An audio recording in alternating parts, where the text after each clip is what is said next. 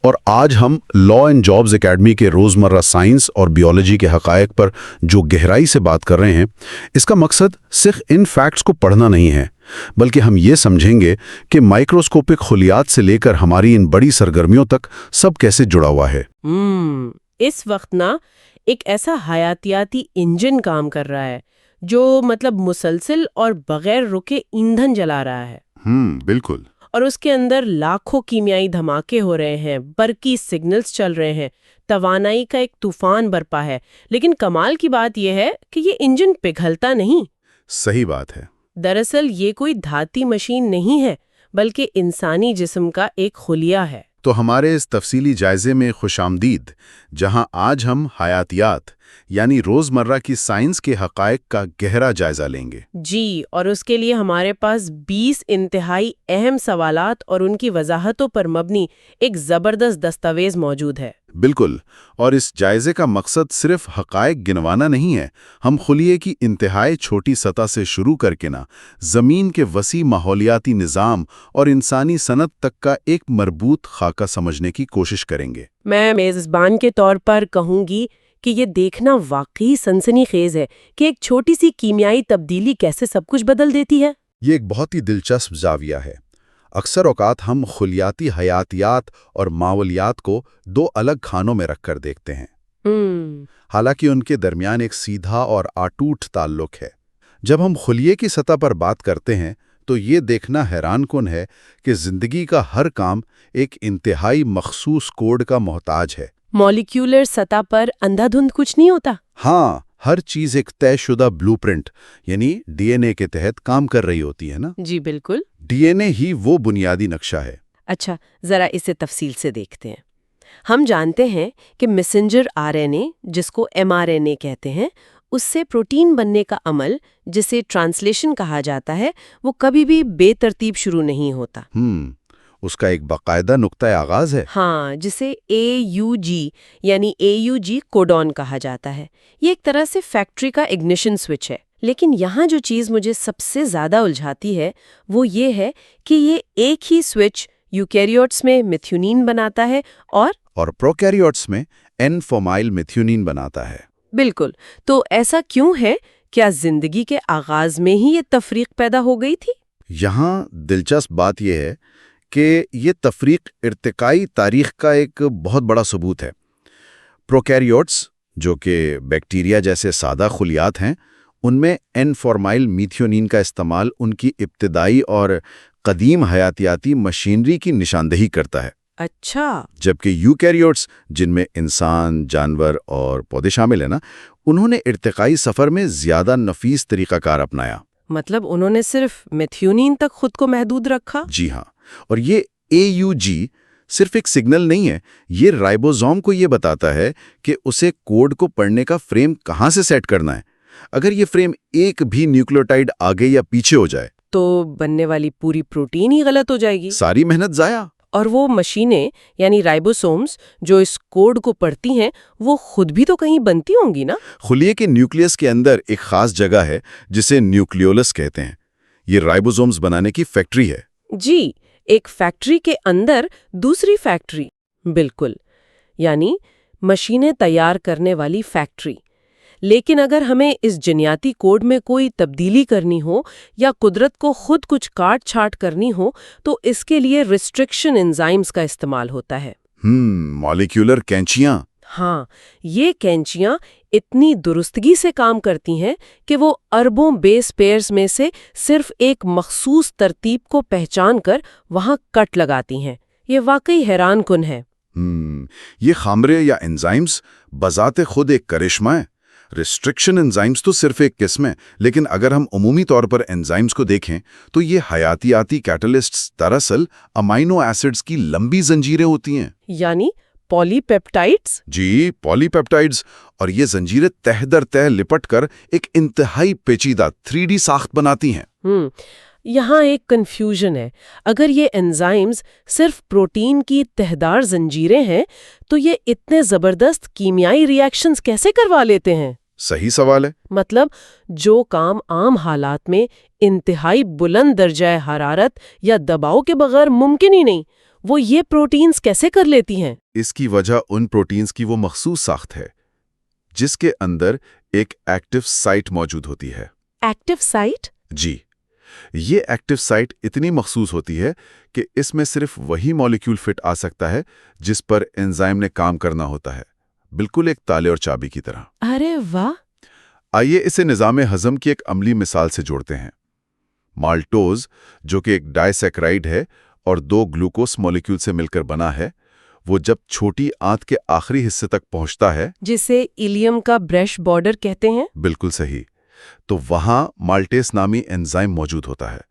Maltese کی ساخت مالٹوز کو اپنے اندر جکڑ لیتی ہے اور اس کے درمیانی بانڈ پر ایسا دباؤ ڈالتی ہے کہ وہ مالٹوز ٹوٹ کر گلوکوز کے 2 مولیکیولز میں تقسیم ہو جاتا ہے۔ اوہ! اور یہ سب کسی تیزاب یا گرمی کے بغیر ہوتا ہے؟ جی، صرف مولیکولر دباؤ سے۔ یہاں بات واقعی بہت دلچسپ ہو جاتی ہے، یعنی وہ لمبی زنجیر ایک میکینیکل ٹول کی طرح اس ڈائی سیکرائڈ کو موڑ کر توڑ دیتی ہے، اور یہاں سے پیدا ہونے والا گلوکوز ہی وہ بنیادی ایندھن ہے جو جسم کو چلانے کے کام آتا ہے۔ ہاں، لیکن جسم اس گلوکوز کو براہ راست استعمال نہیں کر سکتا۔ بالکل، اسے ایک خاص کرنسی میں تبدیل کرنا پڑتا ہے نا، جسے ATP کہتے ہیں، ایڈینوسین ٹرائی فاسفیٹ، اور جب توانائی کی ضرورت ہوتی ہے تو یہ ATP ٹوٹ کر ADP یعنی ایڈینوسین ڈائی فاسفیٹ بن جاتا ہے۔ جی، ATP کی کیمسٹری کو سمجھنا بہت ضروری ہے۔ اس میں ایڈینین، رائبوز اور 3 فاسفیٹ گروپس ہوتے ہیں۔ ان فاسفیٹ گروپس پر منفی چارج ہوتا ہے، اور جب 3 منفی چارج والے گروپس کو ایک ساتھ جوڑ کر رکھا جاتا ہے تو ان کے درمیان زبردست الیکٹروسٹیٹک ریپلشن ہوتی ہے۔ مطلب وہ ایک دوسرے کو دھکیلتے ہیں؟ بالکل، یہ بالکل ایسا ہے جیسے آپ 3 طاقتور سپرنگز کو دبا کر رکھیں۔ جیسے ہی تیسرا فاسفیٹ بانڈ ٹوٹتا ہے اور وہ ADP بنتا ہے تو وہ دبی ہوئی توانائی ایک دھماکے کی صورت میں خارج ہوتی ہے، جو پٹھوں کو سکڑنے یا دماغی خلیوں کو سگنل بھیجنے کے کام آتی ہے۔ تو جسم مسلسل اس ADP کو دوبارہ سپرنگ کی طرح دبا کر ATP میں بدلتا رہتا ہے۔ جی، ایک ریچارجبل بیٹری کی طرح۔ ہاں، اور اس کام کے لیے گلوکوز جلا کر توانائی حاصل کی جاتی ہے۔ خوراک کی بات ہو تو ہم روزمرہ زندگی میں جو چینی استعمال کرتے ہیں، جسے سیکروز کہتے ہیں، وہ بھی ایک پیچیدہ ساخت ہے۔ یہ گلوکوز اور فرکٹوز کے درمیان ایک کنڈنسیشن ری ایکشن کے نتیجے میں بنتی ہے، مطلب ان دونوں کے جڑنے پر پانی کا ایک مولیکیول باہر نکل جاتا ہے۔ بالکل صحیح۔ لیکن اگر ہم کسی ایسے مولیکیول کی بات کریں جو جسم کا قدرتی حصہ نہیں ہے، مثلا ایتھنول، جس کا فارمولا C2H5OH ہے۔ الکوہل۔ جی، یہ ایک چھوٹا سا مولیکیول ہے جو صرف کاربن، آکسیجن اور ہائیڈروجن پر مشتمل ہے۔ یہ جسم کے اندر کیا کرتب دکھاتا ہے؟ دیکھیں، ایتھنول کی ساخت کی سادگی ہی اس کی سب سے بڑی طاقت اور خطرہ ہے۔ وہ کیسے؟ چونکہ یہ ایک چھوٹا اور غیر آئن شدہ مولیکیول ہے، یہ جسم کی خلیاتی جھلیوں یعنی سیل میمبرین سے بہت آسانی سے گزر جاتا ہے۔ اچھا۔ اسے ہضم ہونے کے لیے مالٹوز کی طرح کسی انزائم کے کٹ لگنے کا انتظار نہیں کرنا پڑتا۔ یہ سیدھا خون میں شامل ہو کر دماغی خلیوں تک پہنچ جاتا ہے، اور وہاں جا کر اعصابی سگنلز کو متاثر کرتا ہے؟ جی ہاں، انہی سگنلز کو جنہیں چلانے کے لیے جسم ATP استعمال کر رہا ہوتا ہے۔ یعنی ایک چھوٹا سا بیرونی مولیکیول پوری بائیولوجیکل مشینری کے کام کرنے کی رفتار بدل دیتا ہے۔ افو، یہیں سے ایک اور زاویہ میرے ذہن میں آتا ہے۔ ہم نے خوراک اور گلوکوز کی بات کی، لیکن اس سارے ایندھن کو جلانے کے لیے آکسیجن چاہیے نا، ورنہ ATP بن ہی نہیں سکتا۔ بالکل، آکسیجن تو لازمی ہے۔ ایک بالغ انسان جو آرام کی حالت میں ہو، اس کے سانس لینے کی رفتار 16 سے 20 سانس فی منٹ ہوتی ہے۔ یہ رفتار دراصل اس بات کا پیمانہ ہے کہ ہمارے خلیات کس رفتار سے آکسیجن مانگ رہے ہیں۔ اور اگر ہم اسے بڑے تناظر میں دیکھیں تو یہ توازن کتنا نازک ہے۔ ہمارا جسم 16 سے 20 سانس فی منٹ لے کر ایک انتہائی پیچیدہ ہاضمے اور توانائی پیدا کرنے کا نظام چلا رہا ہے، لیکن اس کھلی مشینری کو ہر وقت ایک خطرے کا سامنا ہے۔ کون سا خطرہ؟ جب لوئس پاسچر اور رابرٹ کوچ نے جراثیم کی تھیوری یعنی جرم تھیوری پیش کی نا، تو اس نے میڈیکل سائنس کی دنیا ہلا کر رکھ دی۔ اس سے پہلے سمجھا جاتا تھا کہ بیماریاں جسم کے اندر کسی بگاڑ سے پیدا ہوتی ہیں، جی، یا بری ہوا سے۔ لیکن کوچ اور پاسچر نے ثابت کیا کہ یہ نظام باہر سے آنے والے خردبینی جانداروں کے حملے کا شکار ہوتا ہے۔ یعنی بیکٹیریا اور وائرسز؟ بالکل، یہ جراثیم ہمارے خلیوں میں گھس کر ہماری ہی ATP اور ہمارے ہی انزائمز کو اپنی افزائش کے لیے استعمال کرنے لگتے ہیں۔ تو ہمارا مدافعتی نظام دراصل فیکٹری کی سیکیورٹی فورس ہے جو ان حملہ آوروں سے لڑتی ہے۔ جی بالکل۔ تو اس سب کا مطلب کیا ہے؟ اس پورے منظرنامے کو ذرا وسیع کرتے ہیں۔ وہ گلوکوز جس پر انسان اور جراثیم دونوں پل رہے ہیں، اور وہ آکسیجن جو ہم 16 سے 20 بار فی منٹ کھینچ رہے ہیں، یہ سب زمین پر آ کہاں سے رہا ہے؟ یہ ایک بنیادی سوال ہے۔ پودوں کے کلوروپلاسٹ کے اندر ایک مائع سے بھرا حصہ ہوتا ہے جسے اسٹروما کہتے ہیں۔ یہاں ایک اور حیرت انگیز عمل چل رہا ہوتا ہے جسے کیلون سائیکل کہا جاتا ہے۔ کیلون سائیکل در حقیقت زمین پر زندگی کی بنیاد ہے۔ یہ وہ جگہ ہے جہاں پودے ہوا میں موجود کاربن ڈائی آکسائیڈ کو پکڑ کر اسے ایک ٹھوس شکل یعنی شوگر میں تبدیل کرتے ہیں نا؟ بالکل، ہوا میں موجود ایک غیر مرئی گیس کو پکڑ کر اسے کاربن کی زنجیروں میں باندھ دینا ایک ایسا کیمیائی کمال ہے جو انسان آج تک اپنی لیبارٹریوں میں اس افادیت کے ساتھ نہیں کر سکا۔ صحیح بات ہے۔ اور پودے یہ کام سورج کی روشنی کی مدد سے کرتے ہیں، لیکن اس عمل کے دوران پودوں کو اپنے اندر موجود پانی کو بچانا بھی ہوتا ہے۔ ہاں، کیونکہ سورج کی تپش سے پانی کے بخارات بن کر آڑنے کا عمل جسے ٹرانسپریشن کہتے ہیں، وہ تو پودے کو خشک کر سکتا ہے۔ جی، اسی لیے ارتقائی عمل نے پتوں کے اوپر ایک دفاعی تہ چڑھائی ہے جسے کیوٹیکل کہتے ہیں۔ اچھا، یہ ایک موٹی ویکس یا موم جیسی کوٹنگ ہوتی ہے نا جو پانی کو باہر نکلنے سے روکتی ہے؟ بالکل، ایک واٹر پروف ٹینٹ کی طرح جو پودے نے تان رکھا ہو۔ اور جب یہ پودے اپنا پھل تیار کر لیتے ہیں تو اس پھل کو پکانے کے لیے ایک خاص سگنل کی ضرورت ہوتی ہے۔ ایتھائلین نامی ایک ہارمون پھل کا رنگ، ساخت اور مٹھاس مکمل طور پر بدل دیتا ہے۔ میں تو اسے ایک بایولوجیکل الارم کلاک کہوں گی۔ یہ بڑی اچھی تشبیہ ہے۔ ایتھائلین کے حوالے سے ایک بات جو اکثر نظر انداز کر دی جاتی ہے وہ یہ ہے کہ یہ ایک گیسی ہارمون ہے۔ مطلب گیس کی شکل میں؟ جی، اس کا مطلب ہے کہ یہ صرف ایک پھل کے اندر کام نہیں کرتا، بلکہ جب ایک پھل پک کر ایتھائلین خارج کرتا ہے تو وہ گیس ارد گرد کے دوسرے پھلوں تک پہنچ کر انہیں بھی پکنے کا سگنل دیتی ہے۔ ارے واہ، یہ تو ایک چین ری ایکشن کی طرح ہوا۔ بالکل، یہ کیمیائی الارم ہے جو پودا بجاتا ہے تاکہ جانوروں کو متوجہ کیا جا سکے کہ پھل اب بیج پھیلانے کے لیے تیار ہے۔ اور جانور اس پکار پر کیسے دوڑے آتے ہیں؟ اس کی سب سے بڑی مثال شہد کی مکھیاں ہیں۔ قدرت میں خوراک کا حصول کوئی آسان کام نہیں۔ ایک آنکڑے کے مطابق شہد کی مکھیاں صرف 1 پاؤنڈ شہد بنانے کے لیے ذرا تصور کریں تقریباً 20 لاکھ پھولوں سے نیکٹر اکٹھا کرتی ہیں۔ یہ واقعی بہت بڑا نمبر ہے۔ 20 لاکھ پھولوں تک اڑ کر جانا، ان میں سے قطرہ قطرہ نیکٹر نکالنا اور پھر واپس چھتے تک لانا، یہ سن کر تو ذہنی سن ہو جاتا ہے۔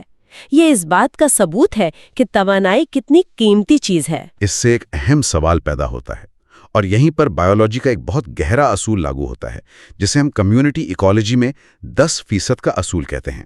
10% کا اصول؟ جی، جب ہم مختلف جانداروں کی بات کرتے ہیں جو ایک ہی ماحول میں ساتھ رہتے ہیں اور ایک دوسرے پر انحصار کرتے ہیں تو ہم اسے ایک کمیونٹی کہتے ہیں۔ اس کمیونٹی کے اندر ایک فوڈ ویب ہوتا ہے، خوراک کا جال۔ بالکل۔ تو 10% کا اصول ہمیں یہ بتاتا ہے کہ جب توانائی ایک سطح سے دوسری سطح پر منتقل ہوتی ہے، مثلاً پودے سے شہد کی مکھی میں، تو صرف 10% توانائی آگے منتقل ہوتی ہے۔ اور باقی 90% کا کیا ہوتا ہے؟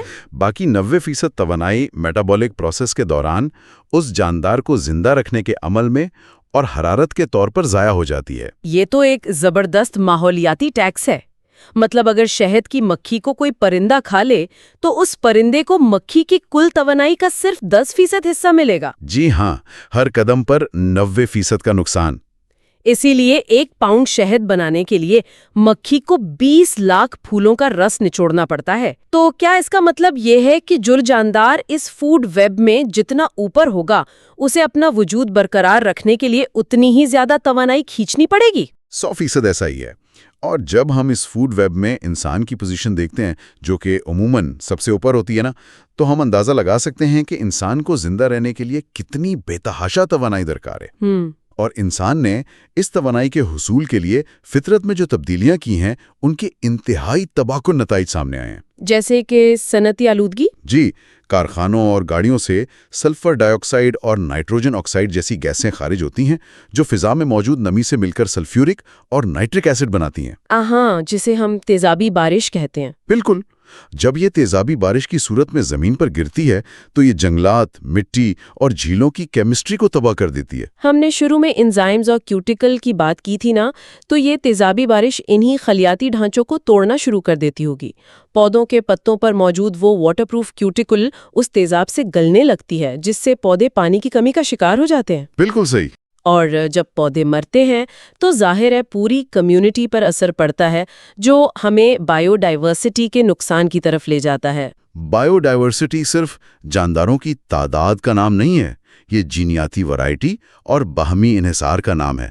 جب تیزابی بارش یا جنگلات کی کٹائی سے کوئی ایک نو ختم ہوتی ہے تو وہ اکیلی نہیں جاتی، بلکہ وہ اپنے ساتھ جڑا اس پورے فوڈ ویب کو ہلا کر رکھ دیتی ہے۔ جی، اور 10% توانائی کا جو اصول ہم نے ڈسکس کیا نا، وہ نیٹ ورک جتنا سکڑتا جائے گا، سب سے اوپر موجود انسان کے لیے توانائی کا حصول اتنا ہی مشکل ہوتا چلا جائے گا۔ یہ ایک خوفناک حقیقت ہے، لیکن ساتھ ہی ساتھ انسان کی ذہانت بھی حیران کن ہے۔ ہم نے جہاں ایک طرف اس ایکو سسٹم کو نقصان پہنچایا ہے، وہیں دوسری طرف فطرت کے اصولوں کو اپنے صنعتی فائدے کے لیے استعمال کرنا بھی سیکھ لیا ہے۔ وہ کیسے؟ مثال کے طور پر اب پودوں، فصلوں کی باقیات اور جانداروں کے فضلے کو قابل تجدید توانائی کے ذریعے کے طور پر استعمال کیا جا رہا ہے، جسے بائیو ماس کہتے ہیں۔ بائیو ماس۔ جی، انسان ان مرکبات کو جلا کر اسی 10% والے ضائع شدہ نظام میں سے دوبارہ توانائی نچوڑنے کی کوشش کر رہا ہے۔ اور صرف توانائی ہی نہیں، انسان نے اپنی خوراک کو محفوظ رکھنے کے لیے بھی اسی جرثومیاتی علم کا استعمال کیا ہے جو پاسچر اور کوچ نے دریافت کیا تھا۔ ڈیری انڈسٹری اس کی ایک بہت بڑی مثال ہے۔ ڈیری انڈسٹری میں کیا ہوتا ہے؟ آج کل کچے دودھ کو محفوظ رکھنے کے لیے جو طریقہ کار استعمال ہوتا ہے وہ ایک بہت بڑی میکینیکل اور بایولوجیکل جنگ کی عکاسی کرتا ہے۔ دودھ کو عام ٹینکیوں میں نہیں بلکہ سائلوز نامی دیوا ہیکل عمودی ٹینکیوں میں رکھا جاتا ہے۔ جی، ان سائلوز کا حجم تو واقعی تصور سے باہر ہے۔ ان میں 50,000 سے لے کر 5 لاکھ لیٹر تک دودھ ذخیرہ کیا جا سکتا ہے۔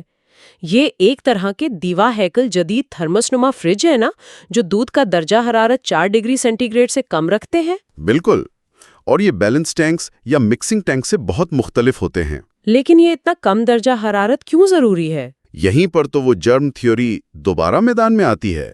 جی، کیونکہ 4 ڈگری سینٹی گریڈ سے نیچے زیادہ تر بیکٹیریا کی میٹابولک سرگرمیاں، جن کے لیے انہیں انزائمز اور ATP کی ضرورت ہوتی ہے نا، وہ تقریباً رک جاتی ہیں۔ انسان نے یہ سیکھ لیا ہے کہ اگر انزائمز کو ایک خاص درجہ حرارت نہ دیا جائے تو وہ کام کرنا چھوڑ دیتے ہیں۔ تو انسان ان سائلوز کی مدد سے دراصل ان خردبینی جراثیم کے خامروں کو منجمد کر کے اپنی خوراک کو بچاتا ہے۔ یہ سارا سفر کتنا آپس میں جڑا ہوا ہے۔ ہم نے خلیے کے اندر AUG کے اس ننھے سے سگنل سے بات شروع کی تھی اور ہم 5 لاکھ لیٹر کے سائلوز تک آ گئے۔ ہم نے دیکھا کہ کیسے مالٹیز ہاضمے کا کام کرتا ہے اور ATP ٹوٹ کر ہمارے مسلز کو حرکت دیتا ہے تاکہ ہم 1 منٹ میں 16 سے 20 بار سانس لے سکیں۔ اور ہم نے دیکھا کہ کیلوین سائیکل کیسے اس آکسیجن اور کاربن کو جوڑتا ہے اور ایتھائلین کیسے پھلوں کو پکا کر فطرت کا الارم بجاتا ہے۔ یہ سب حیاتیات کی کتابوں کے جامد الفاظ نہیں ہیں بلکہ متحرک عمل ہیں۔ بالکل، اور یہی تو روزمرہ کی سائنس ہے۔ تو آج کے اس ڈیپ ڈائیو کو سمیٹتے ہوئے ہم نے دیکھا کہ نظام قدرت کتنا پیچیدہ اور آپس میں جڑا ہوا ہے۔ لیکن ختم کرنے سے پہلے میں ایک غور طلب بات چھوڑ کر جانا چاہتی ہوں۔ جی بتائیے۔ ہم نے جان لیا کہ 10% اصول کے تحت ہر قدم پر 90% توانائی ضائع ہو جاتی ہے۔ انسان اس پورے غذائی جال میں سب سے اوپر بیٹھا ہے، لیکن دوسری طرف ہم اپنی تیز رفتار صنعت اور تیزابی بارشوں کے ذریعے اسی بائیو ڈائیورسٹی کو کاٹ رہے ہیں جو ہمیں یہ توانائی فراہم کرتی ہے۔